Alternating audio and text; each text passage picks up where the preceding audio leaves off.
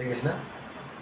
राधे राधे मित्रों, जय श्री कृष्णा। मैं पंडित राहुल दीक्षित आपके अपने YouTube चैनल पर आप सभी का स्वागत करता हूँ। उम्मीद करता हूँ सब स्वस्थ होंगे, मस्त होंगे। जैसा कि आप जानते हैं कि मैं आपके लिए कई सारे ज्योतिषी सूत्र के वीडियो, कई सारे वास्तुशास्त्र के से संबंधित वीडियो या स्वप्न शास्त्र के फलों का अर्थ जो है उससे संबंधित वीडियो मैं आप सबके समक्ष पेश करता रहता हूँ, आपके लिए अपलोड करता रहता हूँ और लाता रहता हूँ। ऐसी जानकारी के बीच आज मैं आप सबके समक्ष एक और अद्भुत ज्योतिषीय सूत्र लेकर उपस्थित हुआ, जो आपको मुझे लगता है कि इसकी जानकारी अगर होगी तो आप या आपकी जानने वाला कोई या जो भी इस वीडियो को देखेगा उसकी मदद काफ़ी हद तक हो सकती है। आज हमारा जो वीडियो है वो केतु के ऊपर है।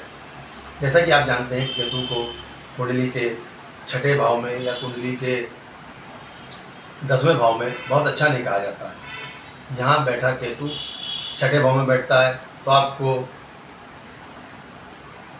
मतलब जो आपके छुपे जो रोग हैं उसमें वृद्धि करता है। मतलब ऐसा रोग कि आपको रोग होगा और डॉक्टर आपका रोग पकड़ नहीं पाएगा और आपको बार बार वो रोग होता रहेगा। आप डॉक्टर के पास जाएंगे, डॉक्टर को समझ में नहीं आएगा, आप चेकअप कराएंगे और वो चेकअप में कुछ भी नहीं निकलेगा, मगर रोग आपको होगा। तो ऐसा गूढ़ रोग जो छिपा हुआ रोग है, जो अदृश्य है, वो केतु देता है। केतु क्या आकस्मिकता का कारण है, तो अचानक से उस रोग को बढ़ा देता है। आप जाएंगे, एकदम से आप देखेंगे कि आप स्वस्थ हैं, कुछ नहीं है, और एकदम से आप देखेंगे अचानक से आपके अंदर कोई रोग, कोई दर्द, कुछ भी एक ऐसी चीज़ उत्पन्न हो जाएगी जिसके कारण आपको दर्द होगा, आपको काफ़ी पीड़ा होगी और आप डॉक्टर के पास जाएंगे और डॉक्टर वो रोग आपका पकड़ नहीं पाएगा। और कुंडली के 10वें भाव में, कुंडली के 10वें भाव में जब भी केतु का संबंध बनता है, केतु वहाँ होते हैं तो एक जगह स्थिर काम करने नहीं देते हैं। जातक को बार बार कार्य क्षेत्र में परिवर्तन होता रहता है, बार बार उसका ट्रांसफ़र होता है या बार बार नौकरी छूटती है, मगर एक अच्छी चीज़ें छूटती है तो उससे पहले मिल जाती है तब केतु पहली नौकरी छुड़वाते हैं, जबकि दूसरी नौकरी को दे देते हैं। तो इस तरीके परिवर्तन से अगर आप बचना चाहते हैं तो इसी विषय में कि इसमें ऐसा कौन सा उपाय किया जाए या इस प्रभाव को केतु के ऐसे कौन से उपाय से कम किया जाए इससे हमें स्थिरता प्राप्त हो। अच्छा, केतु ऐसा करता क्यों है? केतु ऐसा इसलिए करता है क्योंकि केतु का जो है सिर्फ धड़ है, यानी शरीर है, ऊपर का सर नहीं है।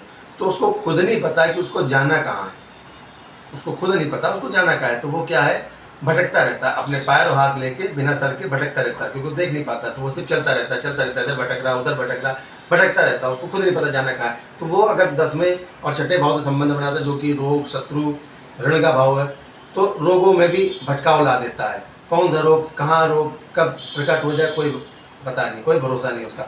और कार्यक्षेत्र में अगर बैठता है कर्म 10वें भाव में कुंडली के, तो बार बार भटकाव देता रहता है। आज ये कार्य, कल वो कार्य, परसों वो कार्य, मतलब इतने कार्य में परिवर्तन आपके करवाएगा कि आप खुद नहीं समझ पाओगे कि हमारे जीवन में हो क्या रहा है।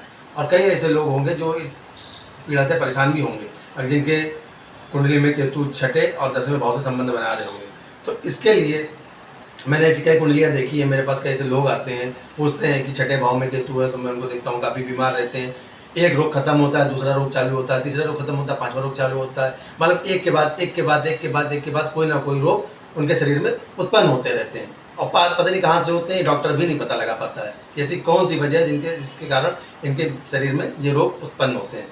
और कुंडली के 10वें भाव वाले भी कई कुंडलियाँ ऐसे मेरे पास आती हैं, वो भी लोग पूछते हैं कि मैं थक गया हूँ, ना कि मैं बार बार नौकरी में परिवर्तन करता रहता हूँ। जो अपना समझिए सामान लेके ट्रेवल करते हैं, बार बार इधर ट्रांसफ़र करना, उधर ट्रांसफ़र करना, इधर सामान शिफ्ट करना, उधर शिफ्ट करना, वो काफ़ी मुझमें आके मेरे सामने रोते हैं, गिड़गिड़ाते हैं कि ऐसे कोई उपाय बताइए जिसके कारण मैं इस पीड़ा से बच सकूं, केतु का ये प्रभाव जो है मुझे ना मिले, मेरे जीवन में स्थिरता है, कार्य क्षेत्र में स्थिरता है। तो इसके लिए सबसे अच्छी जो मैंने लोगों को उपाय आप लोगों से कराया है, और एक पुराण में ही मैंने पढ़ा था और एक दो ज्योतिषी किताबों में मैंने पढ़ा उसको, कि आप सर्वप्रथम पहले बात तो गणेश जी की उपासना करिए। गणेश जी की उपासना से केतु बहुत जल्दी प्रसन्न होते हैं और बहुत जल्दी अपना सुप्रभाव देने लगते हैं और स्थिरता आती है।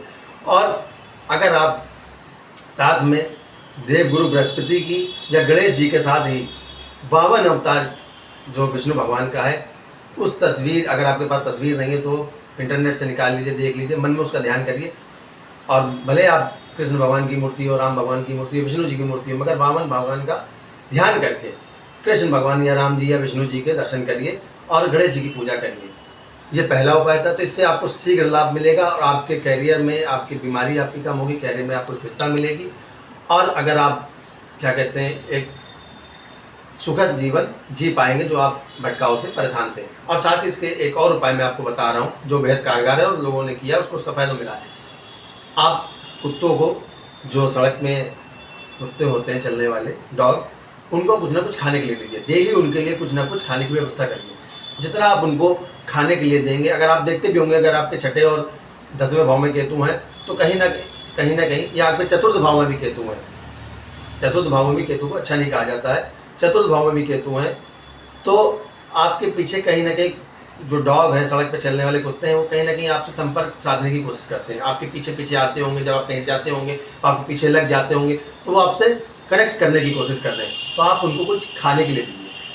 अगर आप देखेंगे कि आप 90 दिन का प्रयोग करिए, आप उनको लगातार कुछ ना कुछ 90 दिन तक खाने के लिए दीजिए। आप ब्रेड दे सकते हैं, आप टोस्ट दे सकते हैं, आप रोटी दे सकते हैं, आप दूध रोटी दे सकते हैं, या जैसी आपकी सामर्थ्य हो आप उनको दे सकते हैं खाने के लिए। आप 90 दिन के अंदर देखेंगे कि आपको इसका शीघ्र फल मिलेगा, शीघ्र प्रभाव दिखने लगेगा, आपके जीवन में स्थिरता आने लगेगी, आपके रोग अगर होंगे तो रोगों में कमी आएगी, आपका ऋण कम होगा, आपके शत्रु कम होंगे और अगर आपके चतुर्थ भाव में ये स्थिति बनी है तो वहाँ भी आपका एक स्थायी निवास होगा, स्थायी घर का सुख होगा। तो आप ये उपाय करके देखिए और फिर मुझे कमेंट में ज़रूर बताइए कि आपको इसका क्या लाभ मिला और कितना लाभ मिला। अगर आपको ये वीडियो पसंद आया हो तो चैनल को ज़रूर सब्सक्राइब करिएगा और वीडियो को लाइक करिएगा और ऐसे अद्भुत जानकारी के लिए हमारे चैनल के साथ जुड़े रहिएगा। जय श्री कृष्ण, राधे राधे।